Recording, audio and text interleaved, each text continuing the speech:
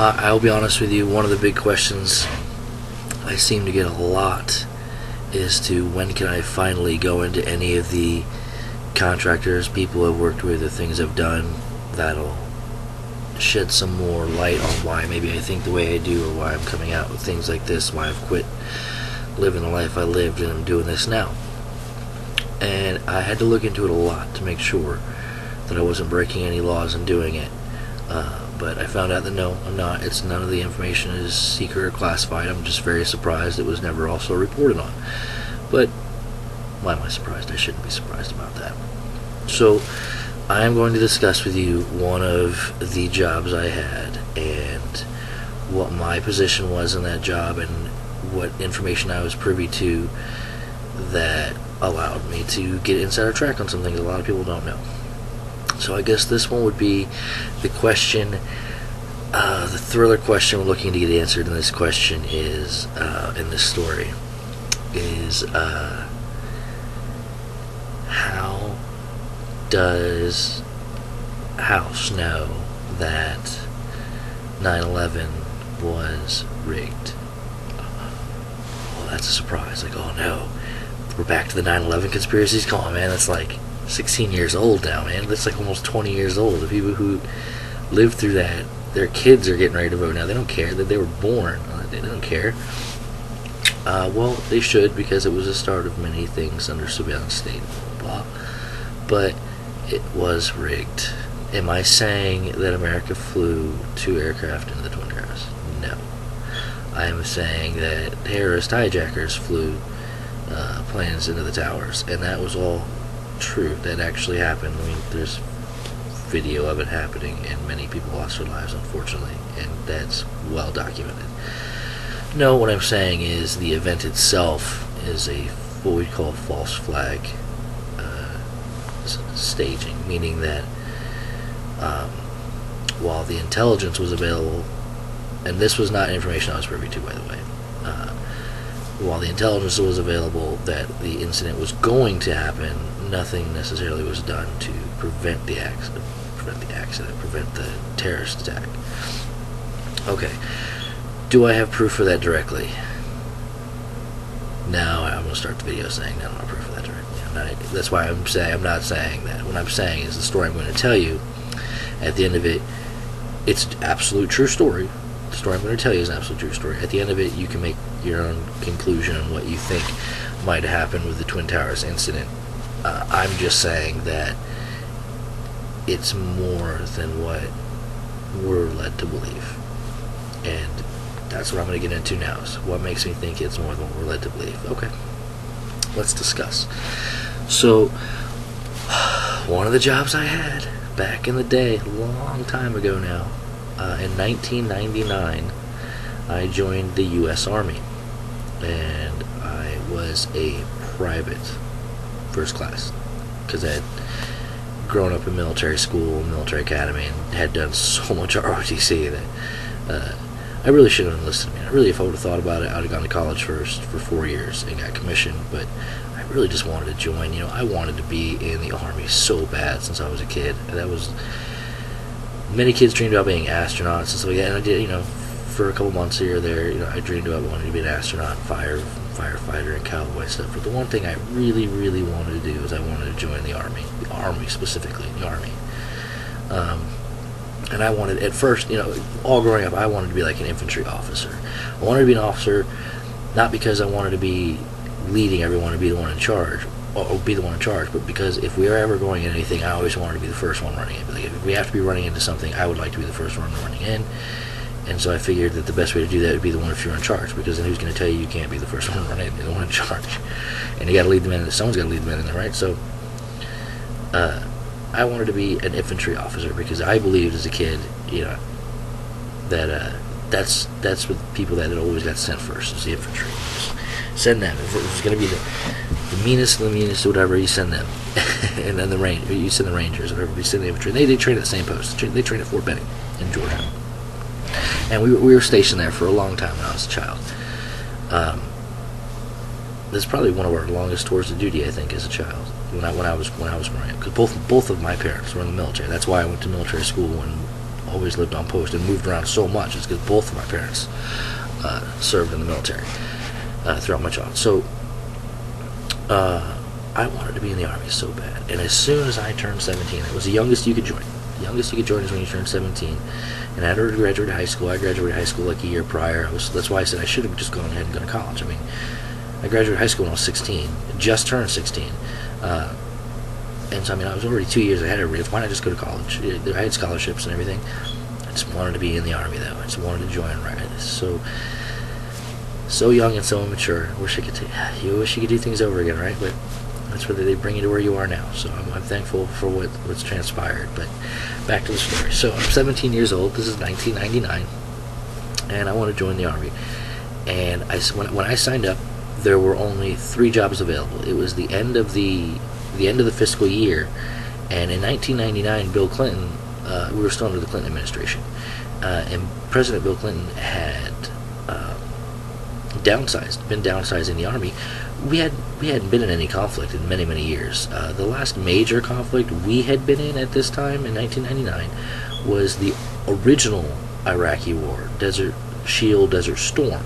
As many of you know, Iraqi War 2, Part 2, if you're the Hot Shots fan, came as a direct result of 9/11. 9/11 is what caused us to go to war with Iraq again the second time and invade Baghdad and finally take Saddam Hussein out of power. He was killed, remember, if everyone remembers correctly. But that happened as a direct result of 9/11. That was our justification for doing that. So anyway, this is years prior.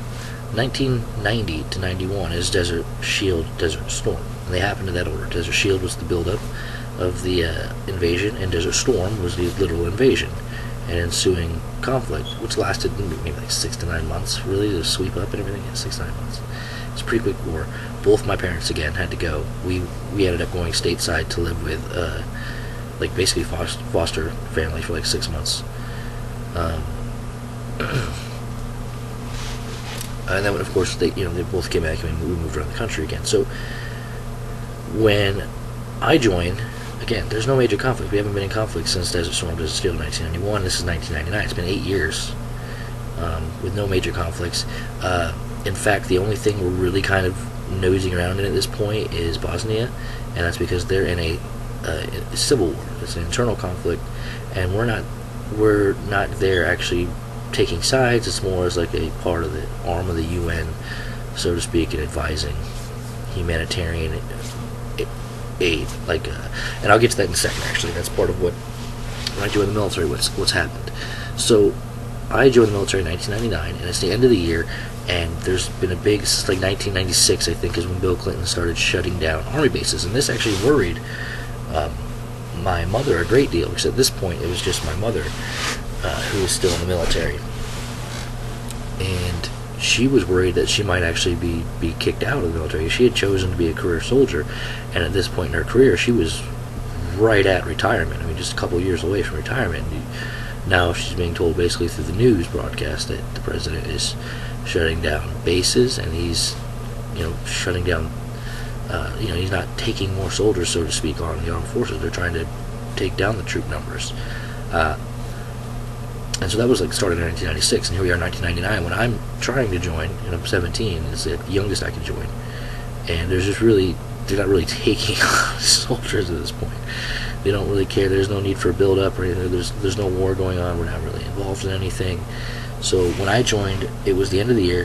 In the military, the year is not January 1st to December 31st. The year in the government and the military is October 1st to September 31st. No, September 30th, wow. October 1st to September 30th, that's the fiscal year, is what it's called, for the military and the government. And so when they do their recruitment and how many people they had join over the course of the year, whatever, that ends September 30th and starts anew again October 1st of every year. So if it's October 1st, 2017, in the government's mind, it's basically 2018 is what they're counting for now, for these numbers coming in from October 1st to the end of the year and then all the way until September. That's how their calendar runs. I had joined in September of 1999. I got a deferred. You get like a 30-day deferment from when you sign at MEPS, where it's where you go to take your tests and choose your job and all. get your security reviews and everything if you need them. And then that's where you also ship off from to go to basic training. Or you don't initially go, you go to your basic training station, but you're actually going to reception, to basically a welcome area. It's not a great welcome, but you go to a welcome area, and that's where you're going to spend the first bit of your stay there before you actually start basic training. Orientation, basically, is what you can think of it as. So I joined in September at MEPS, and there's only 3 jobs available. I could either have been a cook, a generator repairman, or a heavy wheel / track diesel mechanic. And I'm going to be honest with you, none of those were appealing to me. Not one of them. And so I asked, can I get airborne with any of these jobs? Like, is there any of these jobs allow me to go for airborne training? And he said, yes, the diesel mechanic, the track vehicle, heavy wheel diesel mechanic, will allow you to be eligible for jump school. Which is really, if I couldn't have the infantry, that's what I really wanted, because again, jump school is the same place. It's Fort Benning, Georgia. 82nd, 101st is Fort Campbell, Kentucky, but 82nd, which is what I wanted, jump school, is Fort Campbell, or Fort Benning, Georgia. And the same place as Ranger School, same place as Sapper. It's good stuff. I like that place. No, wait, not Sapper. I'm sorry, not Sapper. Sapper's Fort Lauderdale. Same place as Ranger, same place as Sniper. Thank you. So anyway, I wanted to go there. That's why I wanted to be jump school. And they said that was the only job that would allow me to have jump school is diesel mechanic. So that's why I chose diesel mechanic. Oh man, again, what do you make your choices off of? Anyway, ended up being a great thing again. So I left the MEP station in Atlanta, Georgia in September of 1999, and I went to basic training at Fort Knox, Kentucky. And unintentional thing happened, but I spent about 2 weeks in the Welcome Center and processing. Normally you spend about 4 days, and you go what they call down the hill to your basic training. Now, there's a bunch of different people that train at Fort Knox for basic training. Officially, my MOS was what's called a 63 Yankee 10. A 63, the number 63Y10.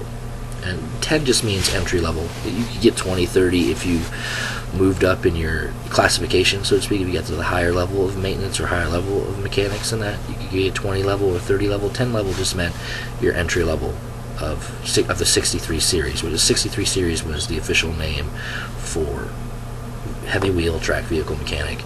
I think they morphed it with 63 Whiskey and 63 Charlie or something like that, because they were separated, but they conglomerated all into one class now. But back then they were different MOSs. So I joined as 63 Yankee 10, and I'm at Fort Knox. Now there's also scouts there. People who joined as scouts. I think that was 19 Kilo or 19 Delta at the time. There were also people who joined to be tanker, but if you joined to be a tanker, you had what's called OSUT, or one-stop unit training. OSUT just meant that the base you started and had basic training at was also the base you had AIT at. AIT is your classification training, your advanced individual training. That's where you learn the job specifics that you'll be doing in the military. In this case, if you're being a tanker, then you're going to learn how to drive a tank and all. Basic training is pretty much the same for everybody. It's identical training all around across the board.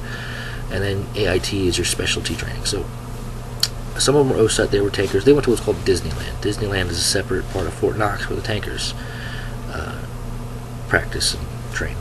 We were not. I was not a tanker. I was not in Disneyland. I was in Alpha Company, 146 Infantry, 3rd Platoon, Rough Riders. My head drill sergeant, I found out day one, we go down the hill, and my head drill sergeant is calling. When you go down the hill, you show up, and you don't carry your duffel bags down the hill, because you've already got so much gear on you that you can't literally carry your duffel bag. All your personal possessions, all your extra shirts and underwear and socks and stuff, your hygiene stuff is in there.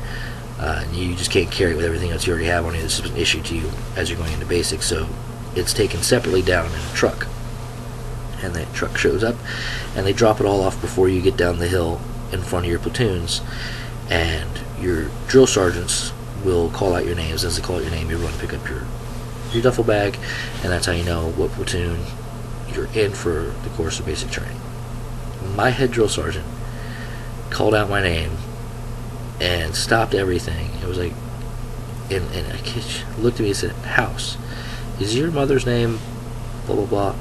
And I said, yes and no, drill sergeant. And he lost his mind. I didn't know how to answer. My mom was divorced. She wasn't with my father anymore. She was with a new husband, and so her name was different now. It was at one point the names. I couldn't explain that quickly to him enough. And he started losing his mind, yelling it out. And he asked, "What does that mean?" And finally I was like, "She'd been remarried."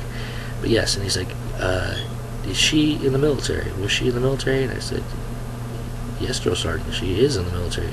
She's a medic." He's like, "Did she go to basic training at Fort Sam Houston, Texas?" And I was like, "Yes, drill sergeant."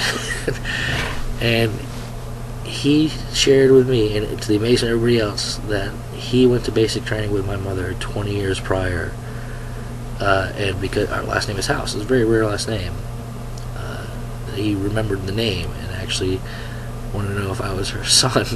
And I said, "Yes, drill sergeant, I've been looking forward to this we're looking forward to joining the military, not to meeting you, but looking forward to joining the military for a very long time." And it led to a lot of fun adventures in basic training, because he did not take it easy on me for being my mother's son necessarily. Like he had me call her day one. You're not supposed to make phone calls, but he brought me up to the drill sergeant's office, and because my mom was at work and she was still in the military, she was working at Fort Benning at the time. He had me call her on the Army, the official. In America, if you want to make a free call, it's a 1-800 number you have to call. Well, if you're calling a military installation, it's a 1-700 number. And that's how they're set up. And so, yeah, he had me give her the number for that, and they got to talk on the phone, and it was craziness. Okay, that's a breakdown of just basic training. I don't want to go too much into that. I can talk to you about basic training, tell you all sorts of stories. If you'd like to know more, let me know. But for the purposes of this, let me just continue with what I'm saying now. So I do basic training at Fort Knox, graduate there. I go to Aberdeen Proving Grounds, Maryland. At the time, Edgewood area, Aberdeen Proving Grounds, Maryland. At the time, that was the AIT for my job. When that is complete, you get your permanent duty assignment. Now, I had gotten to choose my permanent duty assignment before I joined the military, as guaranteed for 1 year. I did not know what I was choosing, but I thought I knew what I was choosing. It actually ended up being really cool, again, but I probably wouldn't have chosen the same thing had I known all the information ahead of time. So I chose Colorado because at the time I was joining the military, I lived in Georgia, and I remember living in Germany, and I remember living in France, and I remember living all over the world, and I liked the cold a lot. I liked the snow, and I liked the idea of 4 seasons, distinct and mountainous regions and stuff. And so I figured I could choose Alaska, or I could choose New York, or I could choose Colorado. And I was born in upstate New York, so I already lived in the Adirondack Mountains, and I already lived in Germany and France, and so I didn't really want to go to those stations. I kind of wanted to go to Alaska, but I was like, that's a little too... At the time, I was a little too isolated. I don't think I'll get to do much up there if I do that. It'd just be cold working on cars all the time. I was like, but if I go to Colorado, there's skiing all over the place. Denver's right there. So, I mean, Colorado's pretty popular. So I think I'll choose Colorado, and that's what I picked as my permanent guaranteed duty station. So I got stationed in Colorado, and that's where I got attached to the unit that I was going to work with. And the unit I was going to work with is a mechanized demolitions unit. They're 12 Bravos is what their MOSs are. The unit's MOS is, and their job is to both put in and take out landmines, to set up and to dispose of minefields and other explosives, just in general, to work deploying and getting rid of explosives. Obviously, that ended up becoming my secondary MOS. Every soldier, especially if you join as a support soldier, which is how I joined. Mechanic is not a combat unit. It is not a combat specialty. It's a support specialty. So when you get stationed with your unit, your combat unit, whatever MOS they're doing as a unit whole is generally what you'll take on as your secondary MOS. And that's what I ended up taking on as my secondary MOS, 12 Bravo. I did not get sent back to AIT. I did not go to Fort Leonard Wood to learn to be a 12 Bravo. I literally was just trained by the unit, which I'm supposing is how every other unit did it, at least back then, because all the other mechanics in the motor pool did the same thing. The unit we were a motor pool with a bunch of different companies, but we were all engineer companies, or all combat engineer companies. So everybody worked with demolitions. It was just we were working on the vehicles that were either deploying the demolitions or getting rid of the demolitions. So a lot of the times we were in the vehicle when it was traveling and doing these missions, because if something went wrong along the mission, we had to make sure that didn't stop us from functioning. Like, you had to get it back up there. What if people are firing at you? Well, especially then if people are firing at you. So get out and fix it now. That was our mission inside of there. Well, to get this fast forward a bit, so I ended up going to Colorado, working with them. I have a great time. We go to the field all the time, training, constantly training. I ended up getting to the unit in 2000, and 2001 rolls around, and in January 2001, end of January 2001 is where I get my ETS date. I start out processing, middle of January 2001. That's where I hit my ETS time and start out processing. Yeah, it takes about 30 days to out process, because you have to go through everything on post, basically. You got to clear everything. So I'm out processing, and my unit, again, this is January 2001. September 11th has not happened yet. It's still 8 months in the future. January 2001, I'm about 2 weeks out. So now we're February 1st, 2001. I'm about 2 weeks out from finishing my process. I think the last day was right around Valentine's Day in 2001. The unit comes down on orders, which is not unheard of. I mean, we do things before. You know what I'm saying? Our unit was one of the ones responsible for going to Bosnia, and how I said was conflict going on to take out landmines that were left over from the Civil War. So in Bosnia, when the Civil War was over, they didn't bother taking the landmines back up again. And the problem was those fields they put them in, that farmers had children were playing in and dying and getting drastically injured and traumatically injured. So, peacekeeping mission, take out landmines in Bosnian towns and villages to help save the public. So it's not like we were unheard of for getting orders to go overseas. It's just these orders were to go to Iraq, and that was very strange, because we haven't been in Iraq in like 10 years. 2001, man. We haven't been in Iraq since like 1991. That's 10 years ago. What are we going to Iraq for? Oh, not me. I'm ETSing. I'm like a couple weeks away, but the rest of the unit is going to Iraq. When are they going? They're going in July. These are 6-month orders, 6 months out orders. Generally, when you've got an order, change of duty station orders or deployment orders, they normally come 6 to somewhere times even 9 or 12 months out. Generally 6 months out. Sometimes they can be sooner. I mean, don't get me wrong. Sometimes you can get called up 2 in the morning for emergency formation, and you show up at the SA with a CQ, and you find out when you get into formation that you guys are deploying like now. You're going straight to the armory. You know what I'm saying? So like, don't get me wrong. Those can happen, but generally, when you get orders as a unit, it's about 6 months out. And so here it is, February. They got orders that they're going to Iraq in July. And why are they going to Iraq? From command. Command says it's a peacekeeping mission. Let's go to Baghdad. The same problem as with Bosnia and all these other countries that have been having civil wars and having conflicts, is they've got devices in the ground that are causing casualties to the public, to the civilian population, and we're going peacekeeping to take them out and kind of make sure the area is secure for citizens. Oh, sounds perfectly natural.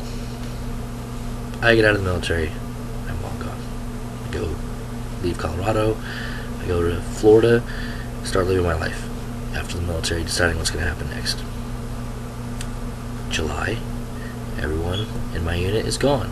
They're all, except for they always leave the couple people back for CQ, whatever. Anyway, they're gone on deployment to Baghdad.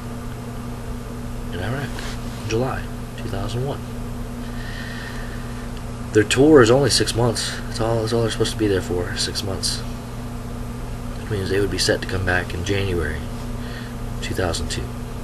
But alas, September 11th happens, mere 60 days after they get there, which is just long enough to clear out all the landmines around Baghdad, because on September 12th and September 20th, and on the following days and weeks, when we finally declare war on Baghdad, on Iraq, and we invade Baghdad, how long does it take to take the entire city and finish it, accomplish all 72 hours or less? We're like, oh, we were just that fast with airplanes. No, the reason why the army was get in there so fast is because there was no more landmines around the city, because we had already been there since July, taking the landmines out from around the city. We'd already been there. They were all gone. There was no defenses around the city. That was our unit's job, was to take that out. We're still there, actually. The war started. Our job changes a little bit, and we start helping the other units get better situated. Anyway, I'm not there for that, so I can't speak to that. What I can say is, make your own decision, know what's going on there. That's one of the people I worked with in the military as a young kid. And our unit was in Baghdad before September 11th, 2001.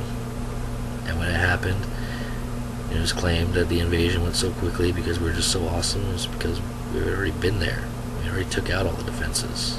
Been there for almost 2 months at that point, doing that exact job. Take that as you will.